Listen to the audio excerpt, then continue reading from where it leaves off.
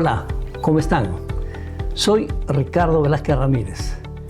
Hoy vamos a iniciar nuestro programa número 15 del podcast Derecho y Política. Vamos a conversar sobre un tema importante que para bien o para mal está en la agenda electoral del Perú. Y es un tema recurrente, un tema que lamentablemente divide a los peruanos.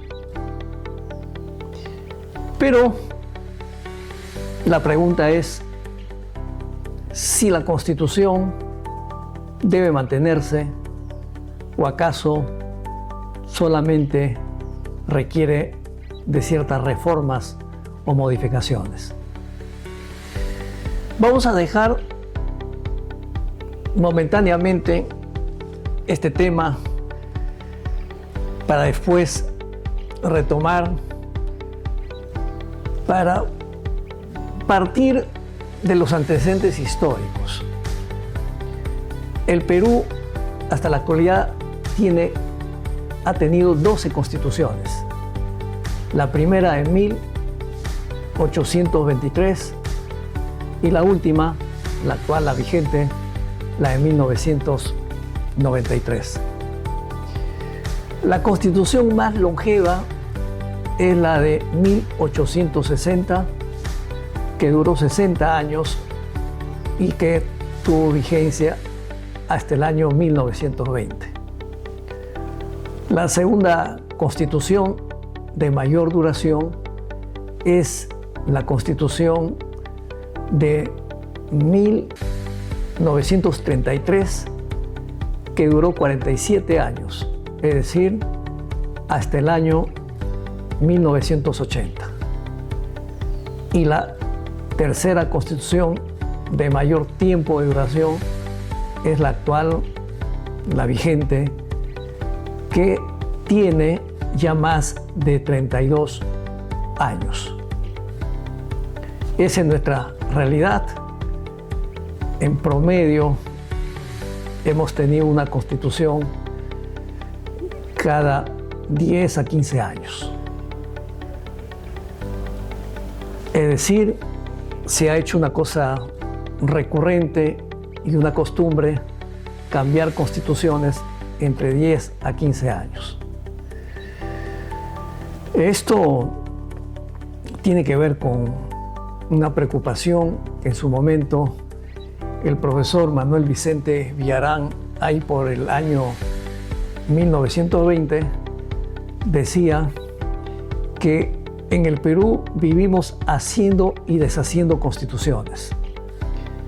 Creemos que la solución de nuestros problemas está en la Constitución, lo cual es equivocado. Muchos piensan que la Constitución es la varita mágica que nos va a resolver al saque o al instante los problemas históricos y estructurales que tiene el país o que tiene el Perú.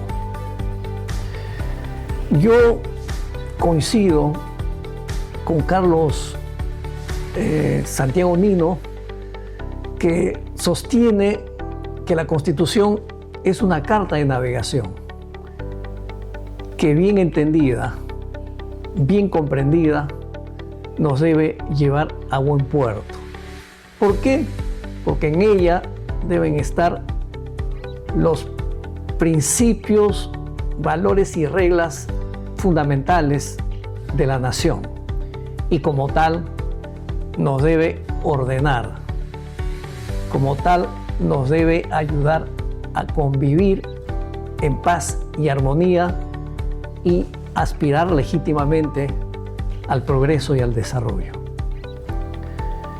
Pero en el Perú nunca hemos tenido una constitución que haya sido producto del consenso total y absoluto. Algo de esto tiene que ver probablemente la Constitución del 79, ¿no?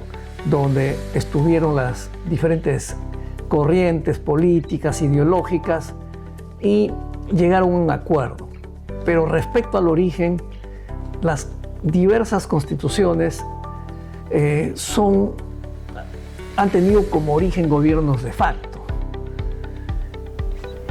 La gran mayoría han sido discutidas y aprobadas por asambleas constituyentes o convenciones constituyentes. Y las convenciones nos han servido sino de puente para transitar de un gobierno de facto a un gobierno democrático. Y ahí se ha hecho presente la Constitución como pacto político, como pacto social. Pero no siempre los detentadores del poder, es decir, los gobernantes, han cumplido y han respetado la Constitución. Y respecto a la Constitución vigente del 93, pues vale decir que ha tenido muchas modificaciones hasta la actualidad. Podríamos decir que el 57.65% de la Constitución ha sido modificado a través de 32 leyes de reforma constitucional, modificándose 128, es decir, ha tenido 128 modificaciones a través de la reforma o modificación de 110 artículos. Y cada gobierno que ha llegado ha promovido a través de su bancada o el propio Congreso ha promovido una reforma muchas veces a la medida de la mayoría congresal. Hay algo que es importante señalar. La Constitución de 1993 nos habla de una reforma total y de una reforma parcial. En rigor, hay que decir que las reformas son parciales. No puede haber reforma total. El aceptar una reforma total significa, en concreto, la posibilidad de cambiar la Constitución. Y un órgano constituido como el Congreso de la República, así tenga el reconocimiento de la propia Constitución como poder constituyente derivado o reformador, no está autorizado para cambiar la totalidad de la Constitución. En otras palabras, para derogar y crear una nueva Constitución. Para nada. Por lo mismo, las reformas son parciales. Y más aún, incluso siendo parciales, hay normas intangibles, hay normas pétreas que no deben ser modificadas, porque si ello ocurre, se estaría cambiando en el fondo la Constitución. Por ejemplo, el régimen político, el régimen económico, el sistema y la forma de gobierno. Es decir, si modificas estas normas, estás prácticamente cambiando la Constitución. Los últimos congresos de la República han modificado más de 110 artículos y en 57.65% el texto de la Constitución. Es realmente una barbaridad. En otras palabras, han sustituido al poder constituyente originario. Y eso no debe seguir ocurriendo. ¿Por qué? Porque cada congreso que llega modifica a su antojo. Se cree el heredero nato de la voluntad popular, cuando ello no es así. Y por lo mismo, si es que hay que hacer nuevas reformas, hay que poner límites al Congreso de la República. Si bien es cierto, el modificar una norma constitucional o reformar exige mayores requisitos, a diferencia de la forma ordinaria de reformar una norma legal, como por ejemplo el convocar a 2 legislaturas ordinarias y de forma consecutiva y por acuerdo de 2/3 de sus miembros, o en su defecto, si es que no se logra ello, recurrir a un referendo. ¿Sí? Pero ha quedado comprobado que es insuficiente esa medida para evitar que el Congreso de la República respete en su esencia la Constitución. No digo que esta Constitución sea perfecta. Por ejemplo, hay que reformar respecto a los proyectos leyes que permite proyectos, convenios leoninos que perjudican al Estado y a la nación en beneficio muchas veces de grupos, de organizaciones y de empresas corruptas, como ha pasado. Y eso hay que cortar. Pero creo que, dado que el Congreso, los que llegan, no siempre tienen la formación necesaria y confunden el rol que deben asumir en un Congreso, creen que una cosa es la legislatura ordinaria y que es lo mismo que una reforma constitucional. Entonces, lo que hay que hacer es poner un corte a ello. Delimitar esto a través de una reforma constitucional, pero no hecho por el actual Congreso o por el nuevo Congreso, sino a través de una asamblea constituyente. Amerita ello. Y que la asamblea constituyente decida hacer estas reformas o, en su defecto, fusionar algunos aspectos con la Constitución del 79. Por ejemplo, el preámbulo. La Constitución del 93 en rigor no tiene preámbulo. Dice preámbulo, pero no cumple con las condiciones y los requisitos propios de un preámbulo.